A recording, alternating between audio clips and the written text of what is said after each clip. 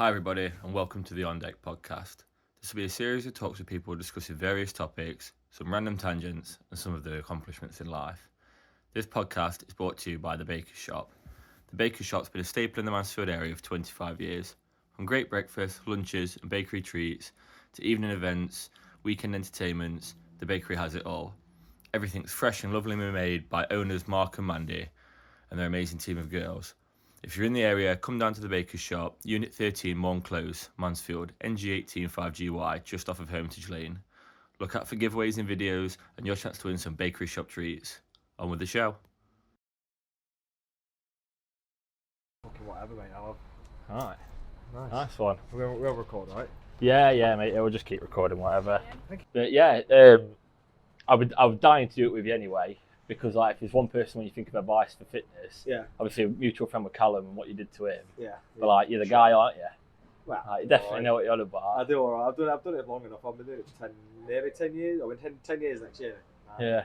So, but unofficially, it'll be like probably coming up to like 14, 15 years. Yeah. Well, the results show for themselves, don't they? Just been doing competition really, haven't you? Yeah, I've just done my first bodybuilding competition. I say first, my first and last. Yeah. So I came. So if I'm ever going to do anything, I always do things like autistically as regimented as possible. So I said to my coach, I was like, look, if I'm going to do it, I'm going to do it once and do it once properly. Got me down to sub 5% body fat. Mate, that's madness, isn't it? Fucking wild, mate. It's a You got to just start hating yourself at that point, haven't you? hit myself anyway. No, it's alright. You know what? Like whenever I'm goal orientated, like say for you for this charity event, like if you're into something, you're in it. Yeah, you lock out, and you don't don't care about anything else so much. Like yeah, it might have detrimented a couple of things about my life, but I can always pick that back up afterwards. It was 7.5 months I dedicated to it to be able to get the result I got. And I didn't even go into first timers. I went into regionals as my first one. I came second. Which is incredible. To place in your first competition is pretty nuts. Like, I'll even tell myself that because I know some people that go to competitions go full hard place, but it's a subjective sport at the same time. For example, in my second one, I was arguing with the most condition there, but the association didn't care about conditioning so much. Yeah. So I came third. But still third, still nuts, isn't it? Still an achievement, mate, whether I like it or not. And I know I had this thing, I still call it sword mentality, which is like you're always aiming for the best possible outcome. Yeah. The only thing you can do is then fall a little bit below that, as opposed to just going, right, I'm just going to aim.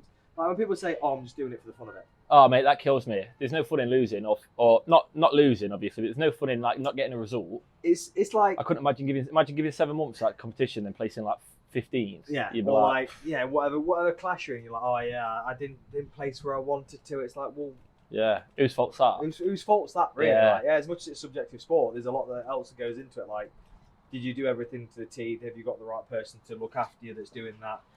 Did you really have the level of effort, or were you just like? Because there's always an excuse. Everyone will find an excuse for anything, won't they? Of course they will. I said to Elise when I signed up for this, like, I did a bike ride to Newark back a couple of years ago for charity, but then I like pitched it to everyone that I was going to do it, and then I got about £1,000 in donations. I was like, I'm well underprepared for this. I've not been on a bike in 4 years. And then I went to get my bike out and it was rusted as fucking broken. I was like, I've not even thought about that. So the night before, I went on Facebook Market, bought a road bike for 20 quid from Bury Ulmy, took it down to Alfred's, took them 50 quid to make sure it get me to Newark and back. The excuse that people make, like the one excuse, in fact 2 excuses, going to call it this, is I'm not ready. Oh yeah. And I can't afford it. Oh no. I'm not ready is another excuse for I can't be arsed. Yeah, mentally weak. Like I'm pretty much mentally weak. Like as much as some people aren't probably going to be ready, and like for the people that I coach, they kind of do have to be in a ready state. Yeah. But at the same time, that's my job as a coach to bring them. Yeah, make sure they are. But, like a lot of people go, oh yeah, it's not the right time. It's too chaotic. I'm busy. I've got too much work going on. Like for you, this could all be too much. Like you could have a lot going on. Oh mate, yeah, Mrs. is 7 months pregnant, so like it's not ideal. Nova was born 4 weeks into our prep. Yeah, mate, and in fact, not even 4 weeks. We were 3 months into prep when she was born. Mate, and eating and sleeping with like a newborn, it's just it's a bit of a myth, isn't it? Yeah. Well, to be fair, like if you're like us and you're a bit like, again, I always call it autistically inclined to do it because I feel like when you're a bit like locked in, it's very, you just zoned into that one thing. You know, you like have that dead space like zone out when you're ADHD. Yeah. And people are like, what, are you okay? You're like, She says to me all the time, she's like, you just disappeared, and 10 minutes later, like, I've got an idea, I'm going to do this. And it's like, in those blank spots, everyone thinks you're monging out, but you're so focused on what's going off, like, with your main goal, that when you get them bits of rest, like, you're thinking about how to make your goal easier, what you can do to set the steps forward and things like that. You're not even, I think when it comes to that sort of stuff, you're not even looking to make the goal easier. What you're looking at doing is trying to make the best possible situation out of it. Yeah. So I think the term easy, I think people have this like wild imagination that any goal they go for, there's going to be an element of easy to it.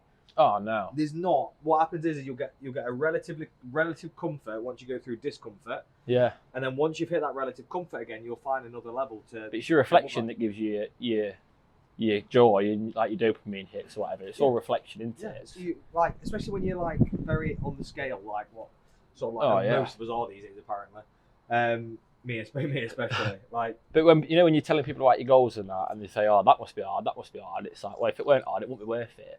Like, if I was just going to do like one marathon, I woke up with a week and I had Friday off work, so I just woke up and was like, I'm going to do my first marathon today, and I just did it. Yeah. And when I got back, mate, my legs were falling everywhere. I couldn't stand up. I was in bath pissing myself, mate. I couldn't stop my bladder because I was so dehydrated. And I smashed a load of water in. But like, when I told people about it, they was like, "What? You just woke up and did it?" It's like, well, no one else is going to do it for me. This is the thing, and I think I've been thinking about this a lot recently. Like ever since I did finish bodybuilder prep, and even probably through the process, because when you're in that space, you're in a very dark place. Yeah. Like it's if you're not locked into a sort of like you've done a photo shoot and you can lock your diet in and stuff like that, and you can't lock in during like bigger phase like growing muscle and stuff, you won't lock in during like things like a bodybuilding prep. As much as I'm not a bodybuilding coach, I wanted to know that sort of process. But this is what I've been thinking about a lot of, especially during that time, was life wasn't designed to be easy. The problem is we've got access to easy too much. Yeah. So like when we look at like fast food and not doing stuff and taking the car somewhere or parking too close to the supermarket and doing all these little like just people that like life's that easy for people now. You can order food to your house, you don't have to go out, and then you'll see people saying they're skint and they're out of shape, but they haven't actually even gone shopping. Never mind park too close to the supermarket. It's not even that they've not gone shopping. They've gone shopping for the wrong shit. But not only that, they've had 2 takeaways that week. They've nailed about a litre bottle of vodka or Bacardi or whatever they want to drink. Like, oh, I can drink every night. It's like, yeah, but look at what that's costing you compared to where you could be. I get it. I get some people just aren't bothered. And I was thinking about this today. Like, I genuinely think that people that are into fitness, like me, you, and a lot of others, I feel like the people that don't do fitness and are genuinely not interested in it have a chip on the shoulder because we're doing it. But I've got mates that they don't work out, they're not in great shape, and like I'm not saying any names, but they know who they are. But they'll sit there and they'll have a laugh with you. They're just like, "Oh, don't upset me, then I'm not bothered." Yeah. But they won't tell you about your life, and they don't want to hear about their life from you. Yeah. So that's sound. It's the ones that sit there and they're like, "Oh, you're lucky because of this, and you're lucky because of that." Or like, why are you being boring because you're not drinking like today? Or if I had the time to do what you can do, it's like we've all got the same hours, mate. Like we've all got the same opportunity. I get there's some people that obviously there are extenuating circumstances in certain places, but they're not everywhere, and everyone thinks they've got them. But there's always an excuse to just say, "Oh, I'm not bothered about that." I have people in my DMs a lot, and when I chat to people about like sort of like coaching, and we have conversations on calls, and they go through everything like, yeah, this hurts, and yeah, I'm fed up being like this, I'm fed up being like that. And he comes back in the call and they go, right, it's going to be this amount a month for like the next 6 to 12 months. Yeah. Oh, sorry, mate, I have to go think about it. I have to go talk to Mrs. I'm going to have to, I can't afford that at the moment. At the moment. Yeah. When are you going to be able to afford? Like, what's going to change in the next few months that's going to make you in? And the way I look at it is the expense you're not willing to put out now, whether that's sacrifice time, money. Yeah. You pay for it a lot more down the line. It basically sort of has like a compound interest on the stuff you're not willing to sacrifice for. Like you doing this. And I find that the closer you get to your 30s and you get into your 30s, you move close towards like sort of the back end of life, you find these things because you realise that the stuff you used to do in your, sort of like your late teens, your 20s don't serve you the purpose anymore. Which is mate, the drinking on parks and pubs now, obviously. But which is why we'll go on. Don't get me wrong, I go on stag do's and stuff like that. Oh yeah, just did Callum's. That was class. Yeah, I've just been to Ibiza with work. Say with work, my mentorship, which business expense, mate. The accountant needs to see this one. So I've just been there, and I could drink anyone under the table, and I have not drank for like 8-9 months. I bet it was mad, wasn't it? Though. Again. What? Bet it was mad, though, wasn't it? You know, like the sensation of just like it was a bit wild, but at the same time, I finished, and I was like, I want my routine back. I enjoyed it too much. Mate, I went nuts on first 2 nights at Callum's. On third night, I was like, lads, I'm calling it early. Like, I've got to get up, and tomorrow I'm dad again. And then like the day after, I'm an electrician again, and like I've got running prep to do. As I said, like the 2 nights I've gone nuts. So the 2 days I've like went cable skiing and stuff like that. Like body was feeling like shit. Sick. I was like, last night, mate, I'm gonna have a mistake. I'm gonna go home early. Like that'll save me my holiday having a laugh. But then everyone else, mate, you see it state to Jacob. He come back, mate. He was sat in the airport. He left his phone in the hotel. He was like throwing up. He threw up in minibus at way to airport. Mate, your brother were going nuts about it. But this is this thing, right? You can do these things now, but doing them all the time serves no purpose. No. And the people that are doing them all the time are actually, for me personally, from what I've seen from outside in, is they're masking a lot of the issues they had before. Yeah. So, a lot of people you'll see when they're single are going out a lot of the time. It's fine. Yeah, yeah. But that's because they haven't got the shit in order. They're not comfortable on their own. They're not comfortable on their own. They're not comfortable being in solace. They're not comfortable about achieving a goal on their own. And I've always said this, and our lass has a go with this sometimes. But I said, if something happened between me and her, I wouldn't go out and do that stuff. That wouldn't bother me. I'd have more flexibility and freedom to do that stuff, as much as I have now anyway. With Yeah, her. yeah. But I'd still be focusing on the other things because they're the more important things. Like, for instance, I used to use gaming as a bit of an escape. I still like a bit of a game, yeah. Another sort of like escape mechanism, but you can use it as downtime as well. Yeah, I still use it like on cardio and stuff. But I used to use it a lot as an escape mechanism. It was exactly the same as drinking. It was exactly the same when I was in sort of like late 20s. Yeah. Bumping Old Blow every now and again. Yeah, yeah. And you're just constantly using it because you're trying to fill a void that's not there. This is it. When you first get with like a partner, you'll relate to this. When you first get with like a partner, you don't go out drinking for ages unless you're with her, or like you don't go on your Xbox, you don't go to football matches or whatever like your escape was. But you stop doing all that because you've got your gap filled. But then like eventually you slip back into your old routines and you each like have your own time at night and things like that. And it's like it's so easy to slip back into them. Like when all my mates were going out drinking, I was like, I'll just go on the Xbox. Like kids are in bed, Lisa's having like her own time upstairs while the kids are asleep. I'll just go on my Xbox for a bit. Yeah. And then like 4 or 5 weeks after doing that, you think I could have gone to the gym, or like I could have put that time into like studying something on my laptop or anything. So like, now when I go on the Xbox, I'll have like an hour or two a week to chat with my mates. I'll use it as a social thing now. Like I never game on my own anymore. No. I only use it as like a social tool. But you're so fast to slip into those little habits. It's why people like you and having coaches and stuff so invaluable, because you get kept in check. It is about getting kept in check to a large degree with that sort of stuff. So a lot of people need that, don't they? It's less keeping people in check. And the more I've done coaching, the more I've understood one thing, which is it's creating more awareness in what people are doing. Yeah. So for instance, like a couple of my clients have sort of like not fell off the bandwagon. They're still there. They're still working for it. They're just making these sort of like these gap filling excuses all the time. Like at the beginning of the week, I do really well. At the end of the week, it's like finished and stuff like that. And I have to create the awareness in them. Yeah. And one way I create awareness with that is, what's the difference between Monday and Friday? Yeah. It's back in the week. Oh, no. There's no difference. Yeah. People that say every single day, if people don't understand this, is every single day is exactly the same. We've just added this social construct of Monday, Tuesday, Wednesday, Thursday, Friday. We've added letters to it. Yeah. Monday is still the same as Friday. Monday is the same as Sunday. Oh, it's not, mate. You'll probably get this with people who like are not into fitness. You're a coach, you're into fitness, I like going out against me. You don't really. No, it makes you hate it on a Saturday when you wake up. You hate it on a Sunday when you wake up. I don't mind a sip of beer. Mate, yeah, I can tackle a pint. Who really likes beer? I can tackle a pint, but I'd much rather have a milkshake. Yeah. Or like, I'd much rather have like would you rather do all your Saturday with your mates, getting levered, and then have a horrible Sunday, or just like 2 really good days without the beers? Do you know what I mean? You can still like, still have 2 really good days without a single beer. But people are just like, no, just one really good night, and then a whole horrible weekend, and then terrible Monday. But when you see people on, like you were saying with the week thing, you see people all the time. They say, I'd start with that on Monday. I fell off a bit. It'll be Wednesday. I'll start again on Monday. And it's like, but why? You could literally just start again tomorrow, and then that's 4 days. Like if you have 4,000 calories for the next 4 days, going, it's all right. I'm going to fix it Monday. You're a week behind then. It's like get in it straight away. It's people's ideology that they can fix an issue with a short-term burst. Like, this is why I don't do 12-week shreds. It's like why I don't do the old like I can get you lean in 8 weeks. There's no real habit building, and people are always chasing a shortcut.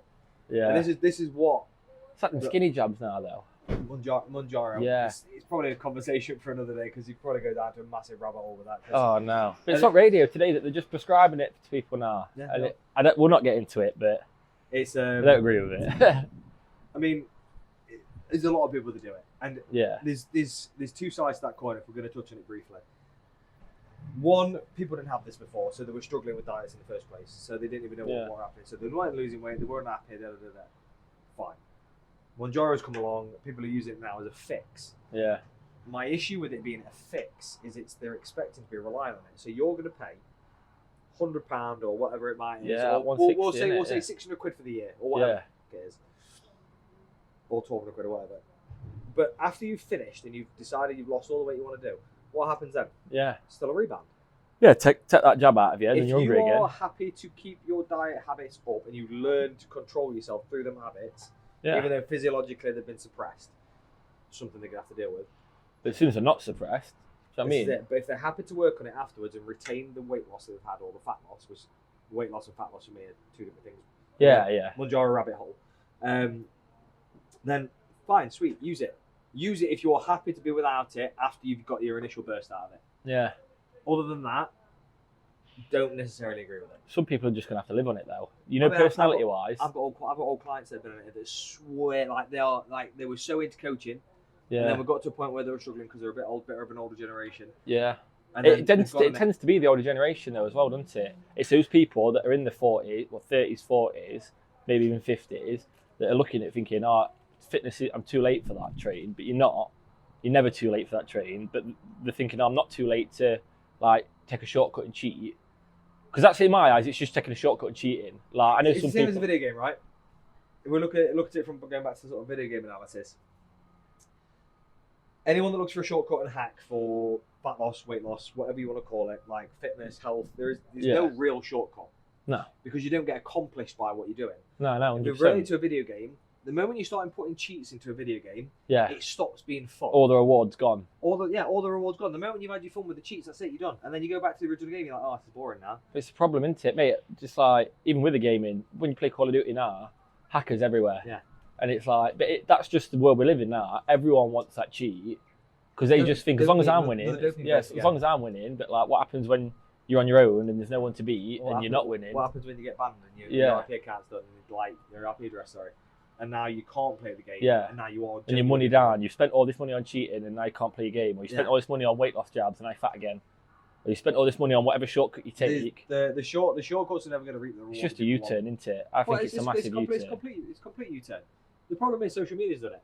As much as sometimes some drugs are really good, like they're GLPs, they're designed to suppress appetite, they're designed to get your body to basically not want to eat, which is a large majority of people's problem. The problem with that, going back to the start again, is the ease of access of everything.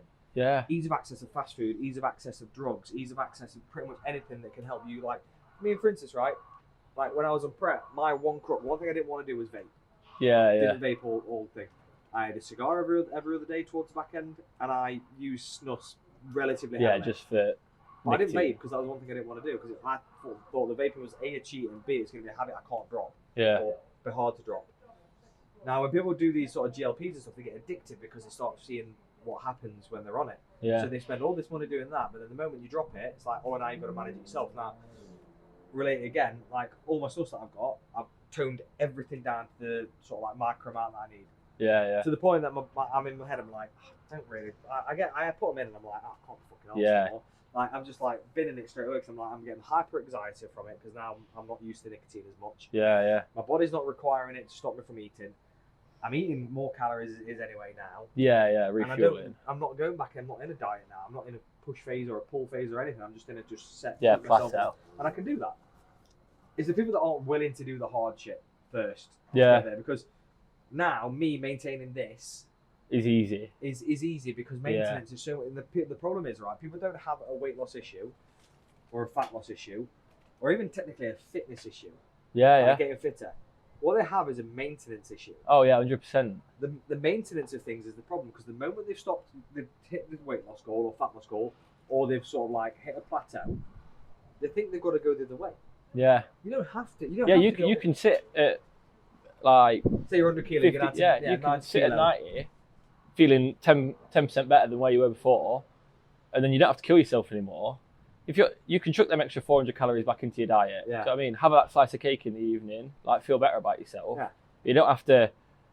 I'm at 90 now, I've got to get to 80. Like there is a line. It can stop whenever you want it to. Yeah. People are just like, oh no, and they think that they're going to go to the gym for a month and the physique's going to change so rapidly, and then when it doesn't, they're like, oh my god, I'm going to be stuck doing this forever. But they'll find that they'll hit that physique they want a lot faster than they will realise it. It's a rough thing to get around people's psychology, because not everyone's psychology is exactly the same.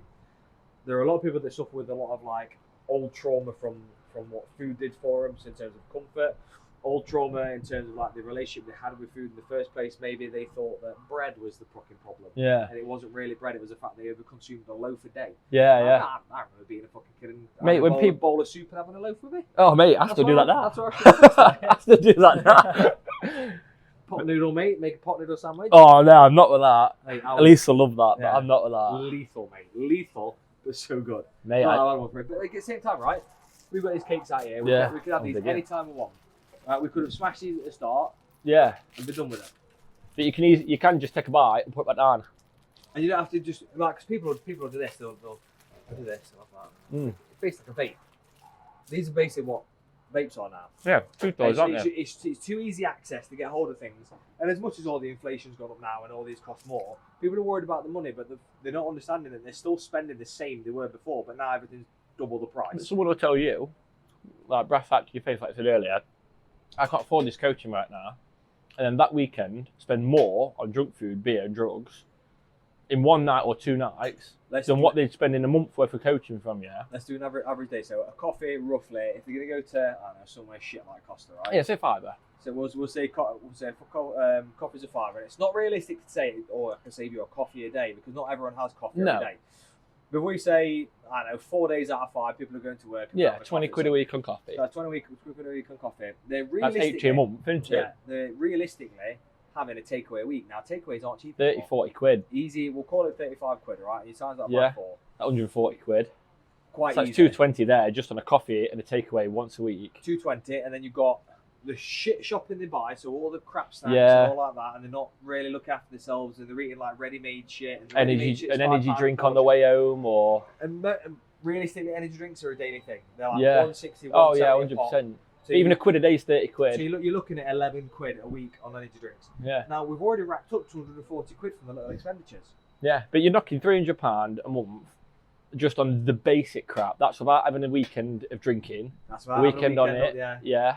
It's about going out and doing something daft for yourself, like a brunch with the girls, or a fucking football match with lads where you have 20 pints. It's all the extra little bits, like the kids want McDonald's. They don't have to have McDonald's. Yes, it's nice for you to have a meal out with family, but my little girl Athena, she's had a Mackey's before, just from when we've been out and about. But my little girl Freya, she's over 1 year old, but she doesn't even know what chicken nugget is.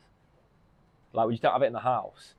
But when we go out and there's like we're at a kids' party and there's stuff like that they can eat, I'm just like, yeah, go nuts. But in the house, like my little girl asks for grapes, not crisps. Like, she does have crisps and stuff, but I'm not saying like we're a perfect family and parenting's easy, but like if you just surround yourself with good options, it's harder to make a mistake. If it's in our house, it normally gets eaten. Oh yeah, 100%. More to the fact that my missus' parents hate looking in our fridge. Yeah. Because all it is full of is fruit, veg, dark chocolate, meat. Yeah, mate, dark chocolate's great, isn't it? The odd snack, but they're all like low calorie snacks. Scar Lass likes the low calorie stuff. Yeah. She can eat a little bit more of it. Yeah, that's it. The thing is, they're the smart choices that make it so you can eat a little bit more. Yeah. Like if she just turned around and was like, I just love snacks, and I'm not willing to sacrifice the fucking. Most women are. Oh yeah, 100%. But the moment you start eating the proper things, and yes, people are like, yeah, mate, it's more expensive, but it's not, because the proper things you can actually break up and batch. And they satiate you more. But like you're way more satiated because having it's harder technically to batch it all, cook it, prep it, stuff like that. And they're not willing to put that time and effort. But is it? I've had this argument. Is it harder to do that? Ordering a Mackey's might be easy, like banging it in on your Deliveroo or getting in the car and driving. But the 50-minute wait that you've got for your bang average food, like you're sat there waiting and you're irritable, you're looking out the door, where's that? Or you can just literally mash a few potatoes, mince some mince up, bang some gravy in it, cottage pie. Do you know what I mean? 6 days worth of cottage pie. I could make that in 30 minutes, bang that into 6 containers in 5 minutes, and then when I want it, microwave 5 minutes. That's 40 minutes for the first portion, and then 5 minutes after. I don't want to say I'm the perfect sort of like the perfect being. Like when I was in prep, No. I didn't miss a meal from when I started to when Nova were born to when I finished. Yeah. The only time I've missed a meal in this section now is because I've got a bit more flexibility to pull Yeah, meals you back can, and and push you forward. can. In prep, it's a bit more meticulous. You have to go through every single stage accurately as possible to get the best result. Simple as that. It's extreme dieting.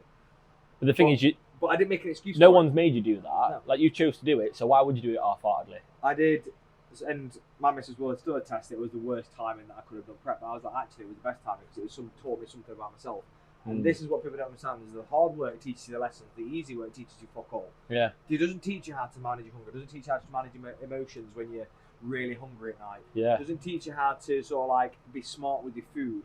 It doesn't teach you how you can sort of like be more resistant when you go out. Like I could have easily smashed that by now. Looks banging. I do enjoy a good pastry every now and again, a cake. But for me, like I went to Ibiza a week and a half ago, and I know I can't just be banging things in every week. Yeah. Just because. Just because you can. Yeah, exactly. I mean, I'll probably be going out with my dad at some point this week, and that's when I'll sort of like pull some calories back in one of my meals, put them in another day, put them into another meal. That's it as well. Everyone thinks it's a day-to-day thing, but you like you say, you can look at the big picture. When you're in it, it is a tunnel vision thing, but you can look at the big picture and say, this weekend we've got a family dinner and we're going to go out and I'm going to have 4,000 calories that day. So Saturday I'm doing that. So maybe Wednesday, Thursday, Friday, I'll drag 500 calories back a day. And then my Saturday's on. You're not going to look skinny for 3 days and then look fat because you've had a bad meal. You can't. Over the course of that week, you've had the same amount, but you've still had your fun time and you've still had your... You can't get fat in a day unless you're already fat. Basically, you can't, like, if you've already got something called exogenous, I think it's exogenous anyway. I don't want to get it fucking wrong. Exogenous calories. What exogenous calories are is when your body's stored them over a long period of time, you've basically neglected yourself, or you've been in the pushing phase, or you've been pushing calories in. The problem with people is they think they can do these sort of habits and stuff. They're like, it's all right, I'll just pull my calories back in the week, so I'm going to smash 8,000 calories a Sunday. Well, no, because you've already got a lot of stored exogenous calories. Technically, you're still not in a deficit. You're not in a deficit until you start to get rid of a lot of that exogenous stuff. Yeah. But these people, what they do, they tend to take it overboard. They're like, oh yeah, it's all right, I can restrict myself in the week, and then I'll do it in the week. And this is where binge eating comes in. Yeah. People get overly restricted that they can't actually control themselves on the weekend because I'm so fucking hungry and I want to smash everything in me. Yeah. Whereas if you're going out for a carver, right? Carvers are normally relatively okay unless you're smashing like a ton of gravy sauce or something like that. Don't worry about them. I normally save probably one of my meals from a Saturday, and then I'll eat 2 high protein, high fat meals on a Sunday, and then I'll go out for a carver, and then I wouldn't worry about it. My weight's going to spike up because you've got excess sodium, you've got fibre, you've got water. Yeah. There's a lot more things with weight. But over the long term, nothing. Yeah, realistically. But this is what people don't understand as well. Like, if we're going to sort of like go on a quick, ADHD tangent, it's going to be fun of this one. The tangent that I was trying to go across with a lot of my guys is when they're worried about sort of like, oh, I went out for a meal yesterday, I'm in a deficit, but my weight's gone up by like, I don't know, 500 grams, kilo. I'm like, what do you think weight is? And they'll stop and they'll go, and I'm like, if you don't know what weight is, water, you don't really everything. You don't really have you don't really have an understanding of what weight is. A complex understanding. You shouldn't really of it. have that emotional attachment to it. Yeah. As much as people do. We get upset about this £10 thing we bought fucking on Amazon that'll tell you whether you've gone up or down with gravity. Oh no. And then all of a sudden they're like, oh my god, and I tell the clients this all the time. There's so much more to weight than just food, just being well hydrated. Fat. Just being well hydrated can be such a massive adjustment to it. More hydrated, more sodium, more fibre, more CO2 you can store. You can store more inflammation from periods. Yeah. You basically build an excess. But everyone just looks at that one number on a scale and then judges that whole physique and whole appearance on it. It's crazy, isn't it? That's why I don't like Manjaro. Because it's like, oh, I'm losing 20 kilos in fucking 10 weeks. Great. Yeah. What is it? How much muscle mass is it as well? Mate, skeletal mass as well. People are using like bone and skeletal mass on these jabs, and they're just like, well, at least it's gone. It's like, well, no, you need that. And when you're 60, you're really going to need it. Brittle bone disease is not going to be fun for you. Yeah, enjoy walking downstairs when you're older, mate. Yeah, enjoy that. Enjoy those osteo appointments every week. It's all right. They're free. It's all on NHS, isn't it, for everyone? This is just what I mean. Like, I'm going to play devil's advocate. I'm kind of hoping NHS is go private. Yeah, mate. To be honest with you, we've had this week. Elise has been in and out of the hospital with like pregnancy. She's got. I'm not going into too much detail because it's up to her if she wants to say it, but she's had some problem with her legs. She's been in and out of A&E, but it's so terribly ran. But then I tore my tendon in my arm. I had 7 doctor's appointments, mate. terribly ran, couldn't get to an answer to it. I went private, 90 quid.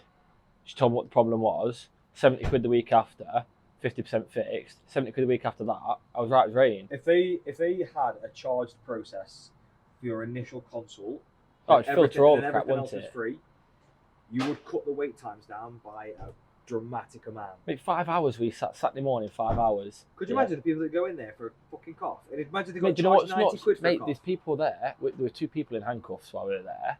Same. And it's like, but why don't these people? It'd be easier, more efficient for the doctor to go to the prison rather than pay 3 prison guards and 2 doctors over 5 hours looking after one person. The problem you've got now, if we're going to go on a bit of tangent about this, is that you're now going to replace that doctor that's in a hospital. You're now going to pay for the doctor's travel to go over there. Yeah, but if it's private, the public sector, that's where it should be privatised. Not many people want to be doctors. That's the problem. Everyone wants to be. Not many doctors want to go to a prison either. Yeah. Then all of a sudden they get roped into it. There's so many more like logistics and stuff like that. It's the same applies like, I don't know, why aren't coaches free through fucking some kind of system? And it's like, well, because someone's got to pay for something. Yeah, exactly. Someone's got to pay for something. But then you'd be overrun with people that haven't really got a fucking problem. They've just got a mental problem. Yeah. Like I genuinely like talk to a couple of my clients. I'm like, you need to go see a therapist. Yeah. It's not for me. You have to be coached. That's fine. But I am not dealing with the therapist stuff. I talk about the 3 M's again. We're going to go more. You're going to find out more tangents on this. It's going to be fucking wild. I talk about the 3 M's. I focus on 2 of them. One's mentality. Yeah. One's mindset. One's mental health. We flip them on the head. Mental health is the lowest end. Like you are genuinely suffering, borderline, with some kind of disorder. Yeah. I have no qualifications. Oh yeah. As much as I have helped. I've been told by a couple of clients that I have helped them more than a therapist has, because I feel like therapists just fucking money's worth, job worth. Yeah, you don't want to get me started on that one, but same. And with grief therapy, that was always fun. Second one is mindset. Now, mindset is your thought process towards what the shift attacking is going the problem. to be. Like, how are you going to be? How are you going to get? Yeah, how do we attack this problem? Mentality is your action towards that thought process. Yeah. Like how are you gonna achieve this? What's the outcome? Putting the plan in place and thinking about the results. It's all like the intra, and the post plan. But the post plan is obviously the execution phase. So you've got the pre, the intra, then the execution phase. Yeah. I focus on the intra and the execution phase because a lot of people don't have a mental health problem as much as they think they do. Oh yeah. They have a mindset problem. People think like it's for some reason social media's done this. It fucks me right off. Everyone thinks they've got ADHD. Yeah. Everyone thinks they've got anxiety. Everyone thinks they've got autism, anxiety. Disorder. I've got this, that, and the other. I can't do that. I couldn't possibly do that. I am completely undiagnosed ADHD. Yeah. But something I'll say is that some people are like, yeah, you need a certification. Why do I need a certification? Yeah. What's it going to change? Do you know if a cancer patient goes in and doesn't have a diagnosis, but you can see the symptoms of cancer? They've still got cancer. Mate, it's out. Luckily, our pharmacy's really sound. I've been going there for years, but when we were released to fetch a prescription, she's pregnant, and it's like, oh, you got your medical exemption form for being pregnant? It's like, can you not see? Huge bumpy. This is my exemption form. The child that's about to sometimes the proof's in the pudding. Yeah. But like, it would make no difference what a piece of paper says. Like, the proof is in the pudding. The piece of paper so they can start getting on record for getting paid for drugs. Yeah. That's what the piece of paper. Oh yeah. That's why cancer researchers earned so much money over the last millennia. Oh no. Because the Live Aid, the cancer research, the charities in general. Like this is why. This is good tangent, to be fair, to bring it onto the charity challenge, because this is the charity that I'm doing it for. Yeah. It's directly to a hospice. So like, my granddad had end-of-life cancer treatment through this hospice, and basically they were only across the road, so it was really ideal. But they came every day, mate, and they were unbelievable. They were so good with like my mum and my grandma, and so like friendly with my granddad. It was like you wouldn't even know they were there if you didn't need to. And the money goes directly to them as like an employer. They're a registered charity, and then it gives them the opportunity to pay for more nurses and more staff. That's the perfect charity. Which is because you know where it's going. Exactly, and the people that are there, like as soon as I set up the GoFundMe, obviously it informs them, and they were straight on me on an email, like trying to help and support as much as they could. We've raised money from in the past, but like that's an amazing cause. So like, if I can do something good for them, do you know what I mean? That's when I know my money's being put to good use. Obviously, when this gets aired, obviously we'll get the link out to everyone as well. Yeah. I want the link, so I'll put it in my coaching group. Yeah, that'd be perfect, mate. Then you've got to put like because everyone's got something to do with. Like, I always find that every family has something to do with, not with cancer, but like it's, mate. We were watching Bake Off the other night. It's 1 in 2 now. Like 1 in 2 is my The only person, my dad had skin cancer. Very mild. It was like a mole that my mum saw. My mum had an aneurysm, which is different. No, but you still have the care, don't you? That's it. Because it's not specifically a cancer home. My great granddad had was it prostate or lung cancer? I think it was lung because he had like 4 cigars a day towards the back end of his life. But mind you, if it's getting you, if it's getting you, you may as well. Mum was Polish. She didn't give a shit. Yeah, mate. My granddad would tan it whiskey till the end. Loved it. But like my grandma and granddad, bless them, both of them. Like, mate, he got diagnosed when I was in school, like early school, and it was like they didn't say it in so many words, but it was like I'd be lucky to see like a lot of family grow up and that. But he's seen his grandkids. He hadn't seen my kids, but I had my kids very recently. But he saw like great grandkids. And they never thought it'd get that long, but he didn't change any of his habits. He still had a bottle of whiskey during the week with me nan, telly all day. He weren't getting up and jogging. The thing is, what would have happened if he'd stopped it all? That's it.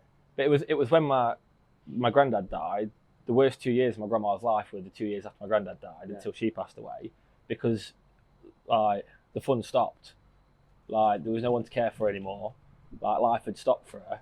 So like when life does stop for you, that's when it gets you. I feel like when you do get to that sort of age, were they? I think 82. So I think late like, 70s, early 80s. When you get to that sort of age, the whole point of existence is to experience with other people, other people, and especially the person you've been with for. I mean, when in that generation, you're with them for experience of life, aren't you? Like my grandparents got together when they were 19. They met when they were 19, were married when they were 20. Like that's how quick. Yeah. And they were together up till my nana passed away. She was 74, 75. Grandpa 50 years, passing away 4 years later. 55 years. Yeah, it's fucking wild. So I think when you get to that point in life, like the fun stops because there's no point. Not saying there's no point, but there's no point in trying to progress in much else because the person you're progressing with. And you know your time's limit. As soon as you hit like 70, 80, you know time's limited. Mate, my grandparents used to always say, like, used to ring me and my brothers up and they'd be like, do you need anything? Anything you need? Because we'd rather get you now while we can enjoy knowing we've helped you rather than leave it for you. So when my grandma and granddad passed away, there was enough money to pay for the funeral, and that was enough for us because we knew that we'd like maybe been on holidays with them. Like when you're struggling, they've helped pay bills and things like that. Moved house, got your settee because the money's there, and they want to experience that with you. So like you say, the fun in life is the experience. Yeah. But then when you the one person that you want to have all the experiences with are gone, that like really slowed my grandma down, bless her. I don't think COVID helped, but that's another tangent we don't need to get onto. We won't go down that rabbit hole because no. But again, like the charity itself are an incredible charity, and like I'm going to keep the page going no matter what, and I'm just going to keep setting more and more stupid challenges to do. I think this. If we're going to go sort of like we're always going to go on a tangent at some point. I'll stop saying it now. Just expect a tangent. Yeah, it's coming. It's coming. It's coming out. I feel like this is where I always try and I don't want to make it about me, but like the reason I designed Alpha Ascension the way I did, and the way I talk about like being jacked and athletic and like having a better mentality towards things, the way that I look at like aesthetics, mentality, and performance is what I specialize in online coaching. The reason I made the Alpha Ascension was the Ascension part. It wasn't the Alpha part. The Alpha part was a way to dominate the life the way you want to, which is from a male and a female's perspective, not hypermasculine. And the reason Ascension was in there because I feel like everyone goes through an Ascension piece at some point. Like we end up stopping drinking as much. We end up going and doing more activity. We end up chasing the things that really matter. Like for you doing all these sort of like extra causes, you're trying to find another challenge to do.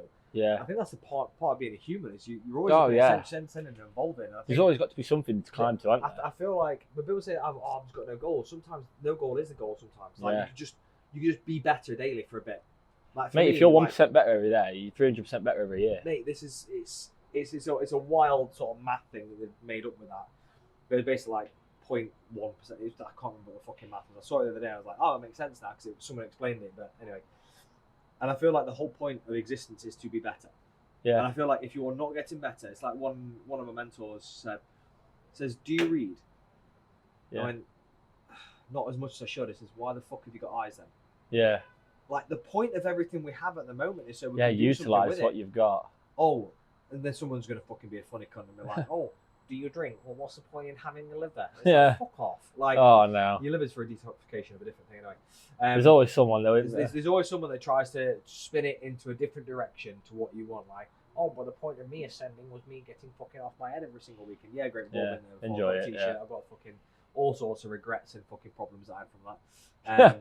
Yeah, tell me about at it. the same time, like, yeah, we're meant to have experiences, and one of the same mentor was like, life's about fucking moments. Yeah. How about make the moments with the hardship, like with the charity stuff you're doing?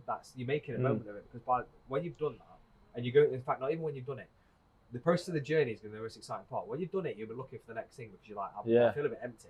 But when I'm older, mate, I just want to be able to show my kids, like, look what your dad did. He's still doing. Like, your dad is spending all of his life trying to do as much as he can to help and do things. And, like, yeah, he might have gone to gigs and holidays and this, that, and the other. But they're moments. But because they're worth nothing. This is what his life worth was, like, these collection of YouTube videos and these, like, this lump sum of money for charity. They're not worth nothing. Yeah. Because they're the little moments you created from being able to do this other stuff. Yeah. And that's what the whole point of this, like you know, in the TikTok's like, oh my god, I forgot this is the whole point. Yeah. And I get it, like, to some degree, like, it makes sense. I was going to drink, like, a glass of water, and a TikTok was like, oh, I forgot this was the whole point. Yeah. But I think the festivals and stuff aren't not nothing, because they're the moments you're creating because you're happy with everything else. Yeah.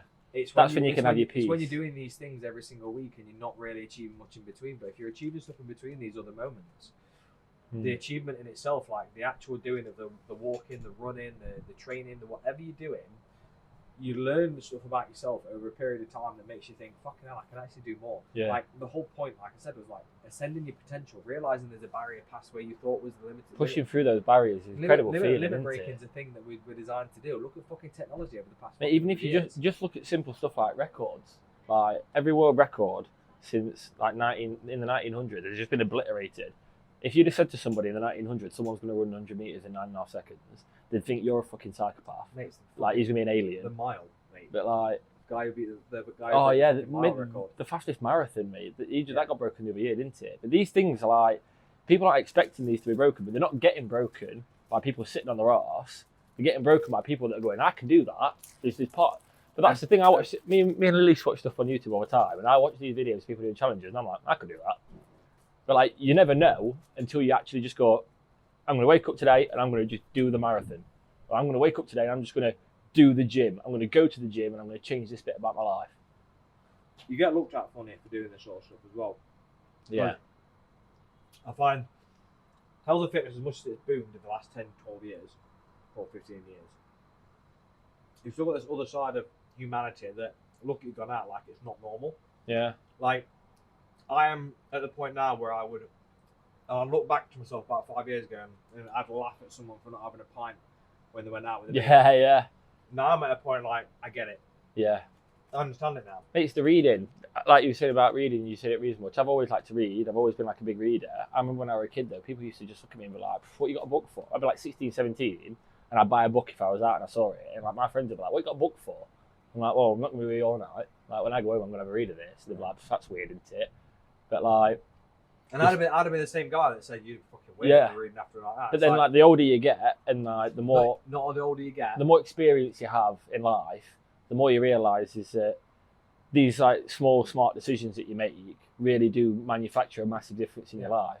Like every pint you say no to, it's a pint in the short term, but in the long term, like... Or for other people, it's fun you're missing out on. Yeah. How do you miss out? Mate, I did 6 months without a drink last year. I went from January to the final of the World Cup without a beer. And I went to the pub every week to watch football. I just had blackcurrant. And then the next day when everyone was feeling shit, everyone would go to Swan and I'd just go home and Elisa would be like, out game, I'd be like, yes, and like, I'd 4 blackcurrants and piss loads because I kept trying to drink blackcurrant with everyone's pints. But like, yeah, they were steady.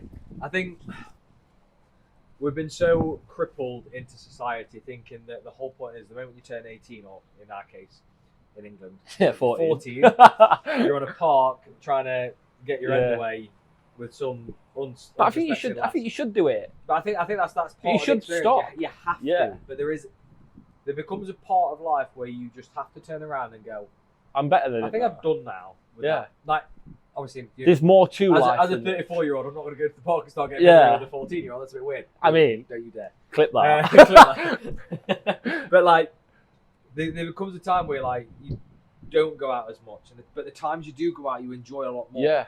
Like when you went to the stag, when I went to Ibiza, like I'm Mate, planning on sitting going at to the Dubai pub at some point again. Like, I've got Ozzy Osbourne's last gig next Saturday. Yeah, like I love going to see live music, but sometimes we'll go there and we'll have like 2 pints and watch the music. It used to be no matter what you were going there with a bag of something and a bottle of something else. But like shopping. but nah, it's like I can go there, I can stick to my diet, I can skip a meal and have 2 pints if I want to. It's like on my stories, right? Everywhere I've gone over the past, like after prep, people are like, when they went out about to finish prep, like, oh, what are you having? What are you planning? What are you doing? What are you going back to normal? Chicken and rice, bro. what's normal to you compared to what normal for me? And I tell everyone, I enjoy the food I eat because it's not boring as fuck. Yeah. I don't eat chicken, broccoli, and rice every day. Yeah. That wasn't even my diet on Mate, it's prep. the cooking. And People think that it's that fish cake and rice, isn't it? The rice cake and fish, sorry. The guy who's like, I have fish and then I have a rice cake. It's like, yeah, that's... As long as I've got a decent coffee or a cappuccino, I'm happy when I go out. If I've got my own meal prep and I get a good coffee when I'm out, I'm absolutely happy. I'll happily spend £4, not spend 16, 17 quid on trash food. And how easy is it? You're taking a bag anyway. Well, you'll know. Like most places I go, I take a backpack. Like Nova gets taken places, and I'm like, well, I take my meal prep. One of my meals is like fucking 5 rice cakes, Greek yogurt, fruit, and protein on top, and I just fucking put it on like it's cake. Yeah.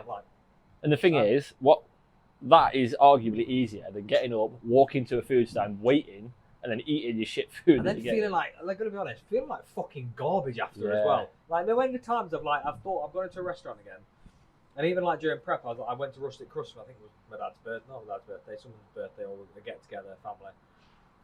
And I said to the waitress, "Oh, could you mind warming this up for me?" She sort of took a second. Yeah. I was like, "You're not here to eat like pizza," and everyone knows Rustic Crust. Yeah. Is like fucking banging. Yeah, great pizza. Great banging pizza, banging Italian food. And I passed my thing. And she went, "Yeah, I think we can." Brought it back, no dramas. All my family. Yeah. What are you doing that for? Enjoying your chicken and veg. I went, yeah, actually. Yeah, I am. No problem with this. Yeah. And I'll still get jokes every now and again from like people. But it just makes me laugh because they're not enjoying their meal any less because of what you're having. I feel like it comes from a place of, I'm not going to say jealousy or envy, but at the same time, could be. But I've done it before. My mate Deck, he's similar to like you in a lot of respects with the gym, where when you're dialed in, you're dialed in. And you say to him, "Oh, we're all going to pub to watch football. You come in." He's like, "I can't because I'll have a bit." Deck Mordy, yeah. Well, like, go to pub to watch football. You don't like football anyway, so it's not like an appetising offer already. But then he's like, "I can't because we've got to the pub. You know what'll happen? We'll have a few beers and I'll go out." So he's like, "I'll just stay at home." And he just removes himself from the situation. And then, I've got two old school mates that stopped drinking because they turned into different people. And yeah. Said one of them nearly ruined his relationship, so he stopped. He's not drank in like 4 years. Another one would go down other routes that was costing a lot. Mate, don't get me wrong, Deck would drink the best of him. We're going to go to this Aussie thing and get absolutely clouded it because it's a big day. But when we are doing like a regular casual drink, he just says, "I'm not coming." He's like, "I'll speak to you all in group chat and like I'll see you when I see you." But like it will set me. Yeah, it will set me back so much coming to the pub with you that it's not worth it for me. So I just stay home and do things I enjoy. But then selfishly, I'm always saying to him, "Oh, come on, it's only one, come on." And then I'm like, actually, no, I got better at this more recently. Like, it isn't only one. It's the difference between like having a nice day and not a nice day for him. So when other people push that, like, "Oh, what, you're doing that?" Like, you should just forget about that, worry about yourself, and then like if that person said they're doing something, that's because it's for the best for them.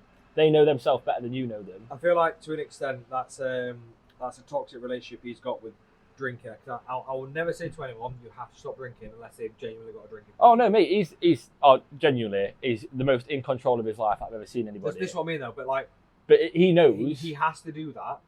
It's a locking in. It will take him out of control. Yeah, that's like I say, it's a locking in, mate. His diet when he's working out is miserable. It's absolutely miserable. But he says it's just fuel. He just looks at it as fuel, but that's the mindset he's got to get himself into. And like there are loads of people that do like whatever they've got to do to cope with what they've got to get done in front of them. Some people are fortunate enough, like you and me, to just be like, "I'll just cook this and just eat that." And even he's if just chocolate like, cake in the fridge, I'll be like, "I'll have probably a spoonful," and I'll be like, "Oh, okay." Yeah. Whereas for him, it's just like I won't have a single. I've got no sweets, treats, or anything in my house because if I have one, I won't eat my regular food. who will just want this. And a lot of people are like that. But you know, I think it's even more incredible if you are like that and you're doing it right. Because like I say, he's in ridiculous shape at the minute. He won't say it himself, but when you are like that, that kind of locked in attitude and that kind of regimented attitude that you've got, a lot of people will look at you and call you out for it constantly. But to get the results you've got, do you know what I mean, it clearly works. Yeah, and then like after prep's finished, they're like, people are like, "Oh, can you have that?" I went, "Yeah, because I still look like this." Yeah. So I'm still in control of that. No, I'm maintaining. It's even easier to look like this now. Because people don't know how people's brains work. Like for me, if someone ever saw me out and I was having like, I don't know, say I was having a sliced cake, I took my missus out and took my over out, we're having a sliced cake. I've made room for that in my day. Yeah. Already. People are like, "Oh, you love that little," because the people will be looking at this now if they knew who I am. Yeah, cake and a coffee. They were like, "Oh, Mr. Fitness, you're doing this, preach that." I said, "Yeah, that's the point. This for me is like understanding it later on." We've been here for like 40 minutes, an hour, and we've had like 4 bites of cake between us. It's like wolfing it down. Like, we know what that is. I know what that'll do straight after if I've been fucking falling asleep with fucking carbs in it. But even though it is, carbs aren't bad. No, carbs are king. I'm eating 400 gram a day, mate. While I've been doing this running, like my diet's been probably the best it's been mentally, because I've got that many extra calories. Yeah. I've got like 2k extra calories a day, and I was already hitting my 200 grams of protein a day with the calories I was on before. So because I'm burning 2,000 calories more a day just with steps, like I can pretty much just backfill whatever I want. This is something I want. Like, what are you tracking it through? What are you tracking the burnt calories through? Well, at first I was just doing it for the Google Fit, but then I thought it only does so much. But I put in my height and weight on this. It's like a running site on Google. I'll put a link to it on here. But it's like a specific running site for like what you're burning. Yeah. So it was like for your height, your stride range, steps, and things like that, weight, that how many calories it should be impacting your day by. Yeah. But doing 30,000 steps in a day burns about 1,800 calories. And then obviously that's on top of like your resting calories, and it also takes out what you average 7,000 anyway. It's probably less than that. Well, even if it is, I'm not putting any weight on. Yeah. But this is what it's about. Like, we can go as scientific as we want, and I can spit all like stats and science and stuff like that out. But realistically, what we're trying to find is like what's working. Yeah. If you know these extra 2,000 calories, your weight's not going up or down, and you're maintaining the sort of like this nice line. Okay. Sweet. At first, it was shit because I was bagging chippies in. Like I walk past a chippy and I'm like, I'm starving, I'm having that. Yeah. Whereas now it's like I'm eating better food and more whole foods. I eat 80% whole foods anyway. Yeah.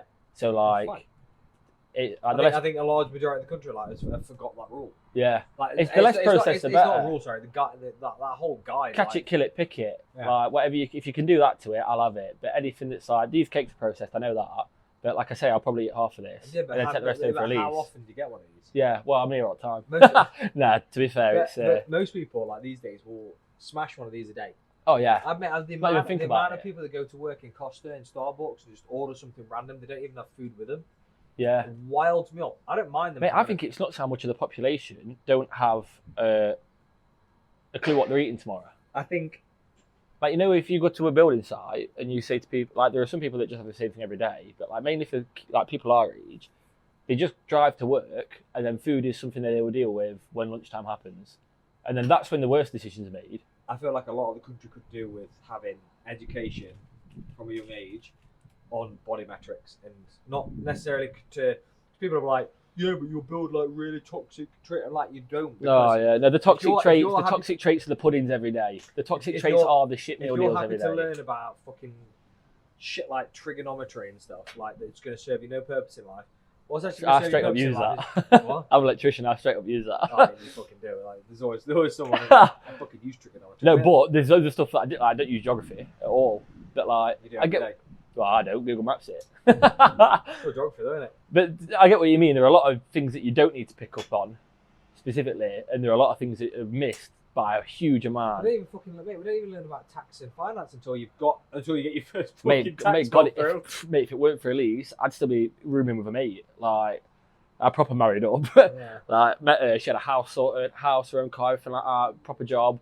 I met her. I had a week's wages from being self-employed in a Honda Civic. I was just like, hey, nice to meet you. Please take me and look after me. Yeah. I never got taught any of that. If I'm going to be honest, like, I think a large majority of the country, and even not just as kids, like as adults, they should be able to go. But I suppose that's why they get coaches, right? That's what the whole point of coaches. Yeah. But that's also the point of YouTube, and that's also the point of like social media. But this is it. I think we're moving so far away from school now. There are so many people that will turn around and go, calorie deficits aren't a thing. Diets aren't a thing. Oh, I'm so against this. I'm so against that. You should eat just whole foods and eat as many like fucking Eddie dickhead. I bet you, mate. Oh, like, fucking don't. eating bullshit, and he's like selling his own protein bars. I'm I know. like, come on, mate. What winds me up the most? Don't get me wrong. I'm not like this science-based lifting and bro lifting and stuff like that. I'd like to think I'm a happy medium. There is a happy medium. That's the thing. Like I love that Jeff Nippard, mate. His YouTube's incredible because but it's all pinch of salt stuff. Of course it is. But then like you watch people like the Trend Twins and stuff like that, and that's just entertainment factor. That's entertainment because in a war of tolerance and ignorance will always win because they're willing to shout the loudest. Yeah. Don't argue with an idiot, or they'll drag you down to their level and beat with experience. Literally that. But so like if you can find your medium between it, and you can like take what's entertainment is entertainment, and take facts as facts, but also the facts might be facts for most people, but you could be slightly on one side of it or slightly on another side of it. Because data is a spectrum, and you're not guaranteed to be on the centre. So am I. I'm a spectrum. But like there is them happy mediums. But this is why another reason why I wanted to get you here, because there's so many people with advice out there. But like, I'm not fully aware of what this challenge is going to do to me. Like 50,000 steps a day for 6 days is going to put some serious like wear and tear on the body.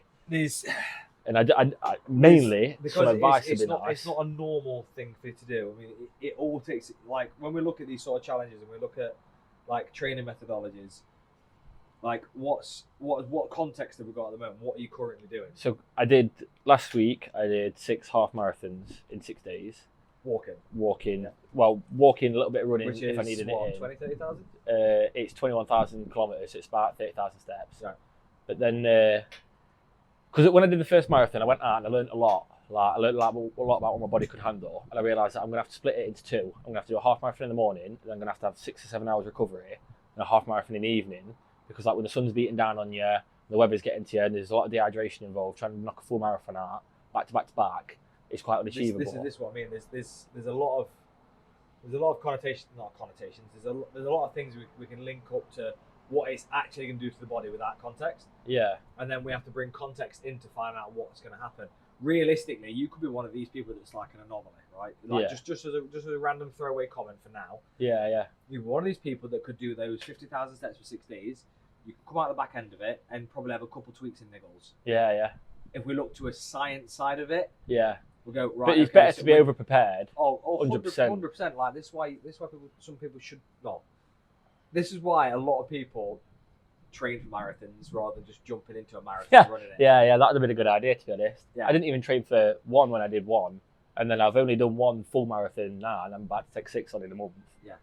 But like I say, I've done the 6 half ones in a day. So is it 6 days back to back? Yeah. But I'm going to try and stretch it over 7 because I want to move it a little bit just so I can make my brother's fight on the Saturday. I was supposed to be doing my last climb on the Saturday. So we're looking at what humans are doing at the moment, right? Like if we're looking at a lot, sort of like a broad spectrum of things. You've got that, I think his name's Henry something or other, that's walking from Manchester to Ibiza. Yeah. We've got that whole boy who's just done. So he's doing 30,000 a day. Yeah. A day he's doing like, must be doing like 20, 21 days at a time before he has a day or 2 break. Yeah. His feet fucked, but is he knackered? Yeah, he's a little bit knackered, but he's not His really, body can handle it. Broken. That's it. If we're looking at the short space of time that you're doing it with the training you're doing at the moment, and all you'd say, your bottom of your feet are going to get fucked up. Yeah. Depending on what shoes you're wearing. Well, I've been wearing like comfy shoes just in general, but when I'm walking, I've got these Adidas running shoes. I feel like running shoes are best equipped for it because most of it's going to be like on the road. Yeah, I feel like if you're going to do anything, it's got to be a comfy sole because if you do 50,000 steps, it's going to knock your feet up regardless. I've got sealskin socks as well because like stop friction. Yeah, which is good. You might still get rubbing. Because there's only a limitation on what equipment can do for the human body. It's like saying like, oh yeah, knee straps can help me doing squats, but you get to a certain weight in squats and those knee straps ain't doing shit anymore. I got hiking sticks as well, for the joint issues. So then we look at what equipment you've got. Like this is why context is important, especially with training or any sort of like challenges and stuff. If you've got walking sticks as well, they're going to be taking a large majority of your body weight. Yeah. So realistically, those 50,000 steps could actually only feel like you're doing 25,000. So realistically, if you're going to do it as a challenge, maybe if you wanted to just try it, like the sticks only come in after the 20,000 mark. Yeah. Like the sticks only come in when you actually. This is it. Just before you start needing them, because you don't want to do it. I think I'm going to second half sticks it. So like wake up in the morning, at like 5 a.m. and knock out a half marathon, and I should be able to get a half marathon done before 10. Because the thing I find is like, again, we talk about shortcuts. Yeah. I feel like humans don't really appreciate what we can actually do as a human. Yeah. If we're taking shortcuts all the time. So I think at least, and this is just my point of view, that's taken on board, but at least doing the first 20,000 steps without them.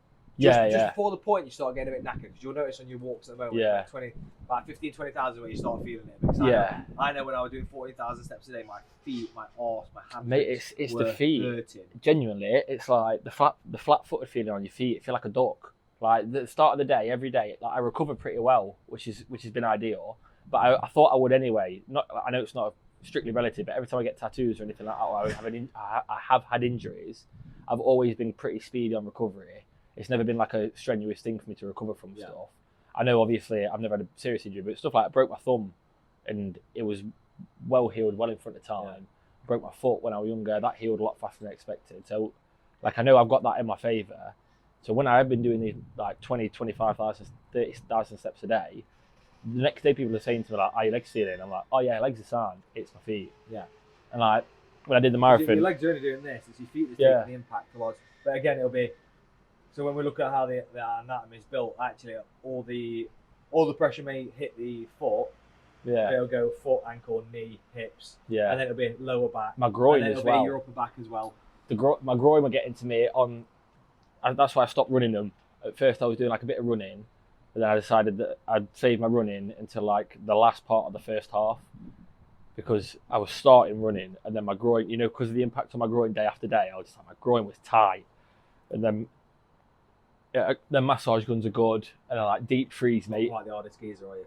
Nah, mate. He's some boy, isn't he? Yeah, he's some boy, mate. But again, thing is, we may look at it from a science point of view, but I bet he didn't. He just thought one day, oh yeah, I'm just doing this. I'm going to fucking run to Africa. And I think sometimes that's. Well, he did it across Europe, and no one knew about it, didn't he? Yeah. When before he was like famous and everything, doing the Africa. Do you think he had mates that knew about how to recover and stuff? No, he probably took water, energy bars with him. Probably had cars. Probably had the odd break here and there because you need to. And these are the things we have to look at. Like, we can look at it from a scientific point of view, but a practical point of view is the fact that it's a challenge for a reason. Yeah. And I think sometimes the mentality of it is just like, how can I fucking do it? Because when you're in the Marines and stuff, like when you're in the Marines or the military, I'm not from personal experience, from like friends' experience. Yeah. They get chucked into the fucking deep end. Oh yeah, it's sink or swim. They're like sat there eating all this food because they've been told to eat it. They don't know why. They just eat it because they know that you need to eat fucking food. Yeah. And have people like with stacks of muffins and calories and stuff. But like for you, it's a case of understanding. Like if you want to do it to like a more practical standpoint, we're looking at. It's not about practical. I just don't want to be, like I said to people before, when people ask me about it and they say, "Oh, it's a lot of steps in it," I'm just like, "Yeah, it's just one foot in front of it until you're done, though, isn't it?"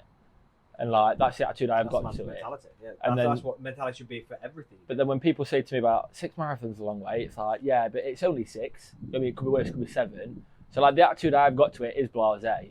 Like I'm not trying to attack this by being the best possible.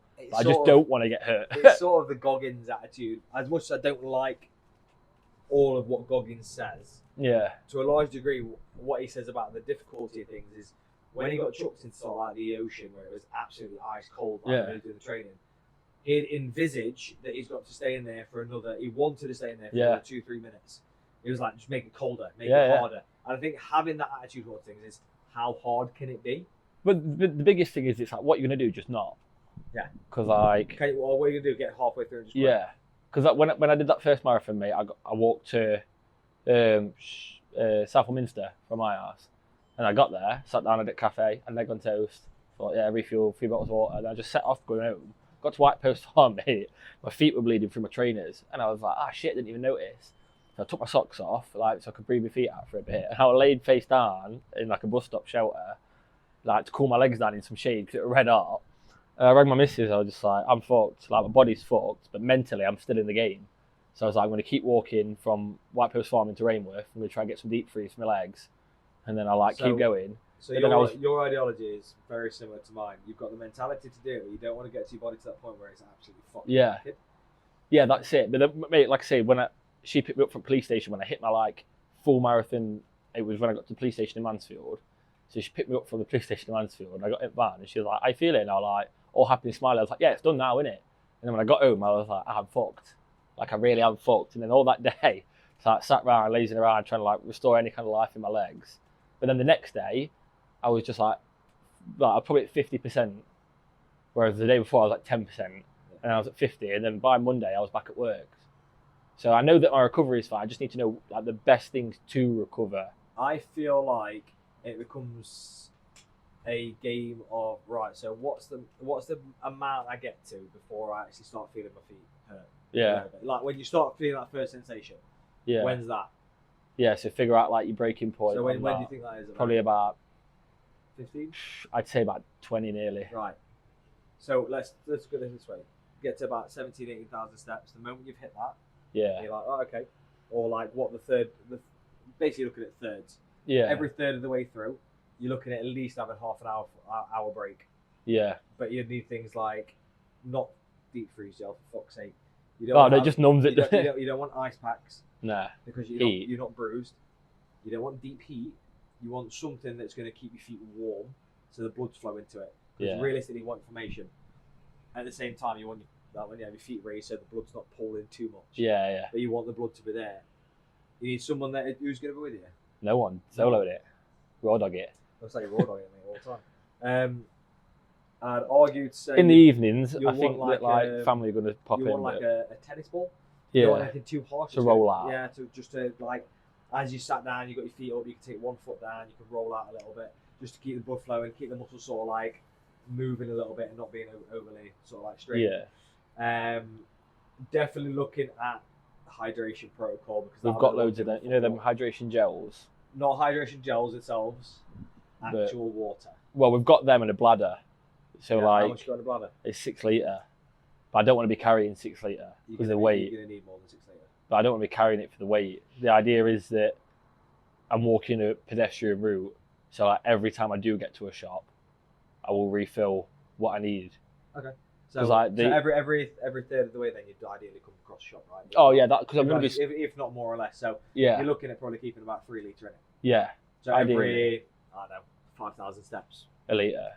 Within reason, kind of thing. I mean, I can do 5,000 steps and just forget about water. Yeah, yeah. But you don't want to. That's the thing. Yeah, because the biggest problem I had was that first marathon. I woke up, I just had a coffee, read a bit in my book, and then left. How long do you reckon 50,000 is going to take you?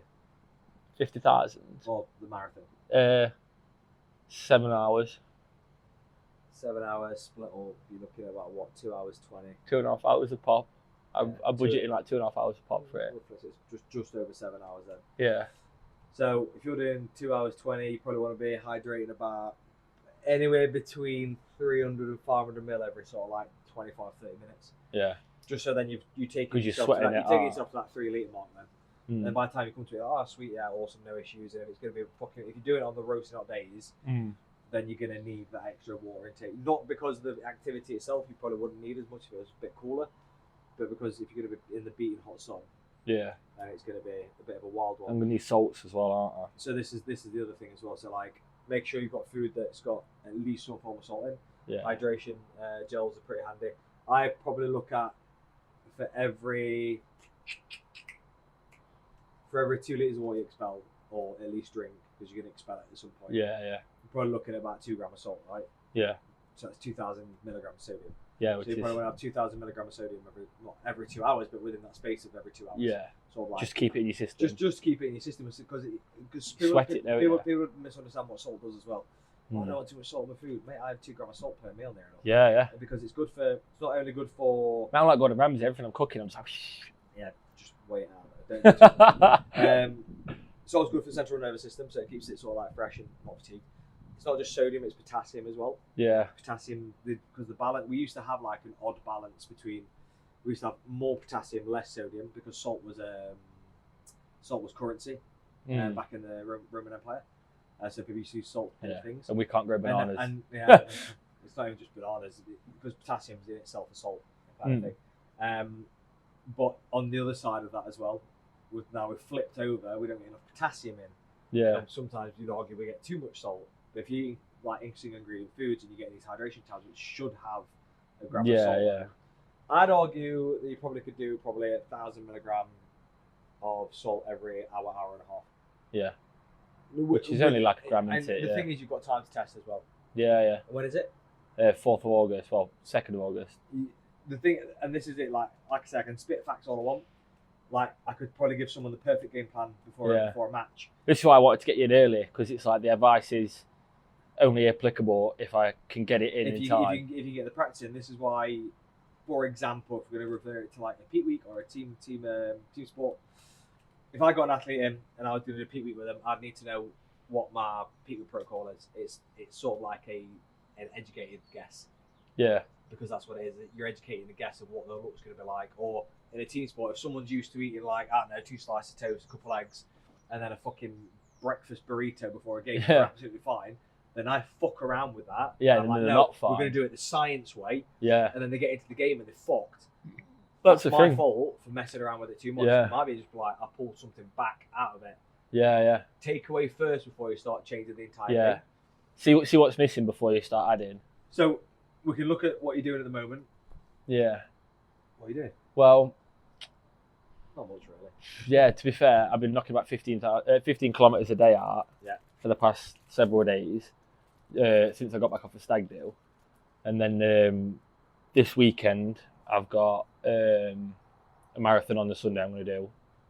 And then Monday to Wednesday next week, I'm doing half marathon a day. Then Wednesday till Friday, I'm away because we've got Slayer and Ozzy Osbourne.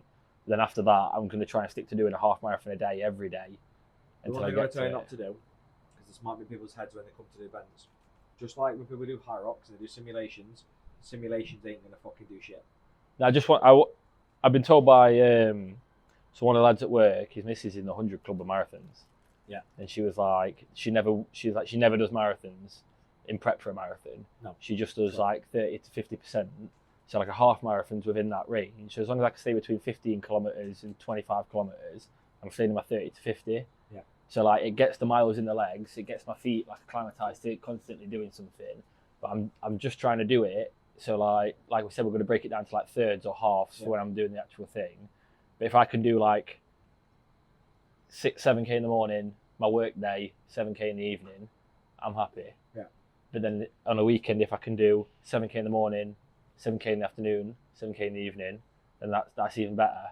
But it's just to keep like a routine of like getting up, getting some steps in. Yeah. Like you say, it's like the autism side of it, where you just like look at your day and you just think, I ain't got up and done something that could benefit me.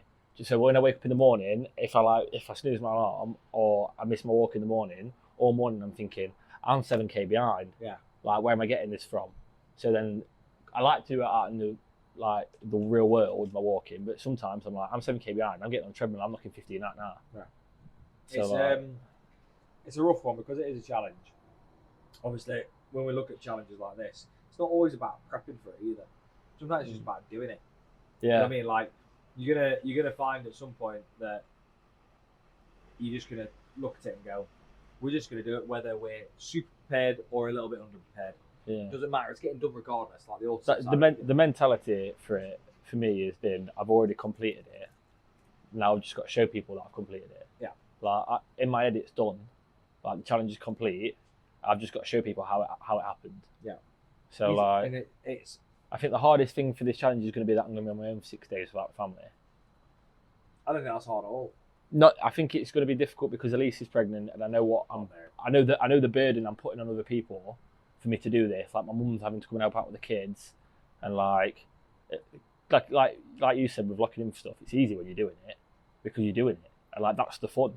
So like I'm going to be pretty much out there having fun, but like in the evenings when I've got downtime or when I'm resting in the day, I was just thinking, shit, like my 7 months pregnant, this is it. No, this way, you're not going out on a fucking bend for 6 days, are you? Well, that's it, yeah. And they're really supportive. It's a different kind of fun, and they know that. If you were going out and we do a challenge, alas. Yeah. And go on a many pints. Do a charity thing, I want to see how many pints I can do a day. Yeah. You're like, what the fuck are you doing? Well, like we were saying before we turned cameras on, the amount of idiots that are out there that make so much money. They're that lad that drunk, what was it, like 10 pints a day every day for a month or something? He was trying to get someone's attention. There was another one that was trying to get someone's attention, and they were doing a shot a day. Hashtag Brady was trying to get attention. Yeah. He was doing a shot of fucking Fireball a day. But every day he'd add another one in. Oh, so mate. day 21 with 21 shots. Mate, it's ridiculous. And people do anything for attention. The problem is the attention comes from the wrong things, not the best things. Because I said to Lisa for this, if this channel grows and does something, great. If not, it's just a really good record of stuff I've done that I can show my kids. That's what it should be. Yeah. Like I've got one episode on my YouTube and I made it I think I did it like 8-9 weeks into prep. I didn't make it anymore because I had a lot on. Yeah. And I was like, if anything, that's going to show me where I was at that point. Yeah, you just look like a reflect. Even if it's just one vlog, I don't want to do it to get popular on it. I want to do it because you should always do things to enjoy and have fun. Yeah, I just said this would be a real life account of a full phase of my life where I've had fun and like there's all the fun that me and Lisa have had with the editing and stuff like that, all the fun that we've had like thinking at home, setting challenges and stuff. And like if we get 40 people that watch it and then 1 subscriber, to me it doesn't matter. If I get 100 subscribers, good, mate. Yeah. Most people don't even get that. Yeah. But if whatever the channel gets, it gets. I'm not like I said at the beginning of this, I'm not trying to be an influencer or like a YouTuber or whatever. I'm just trying to have like a laugh and document it. And if there's a facility out there that's going to let me do it. And if something happens, whatever.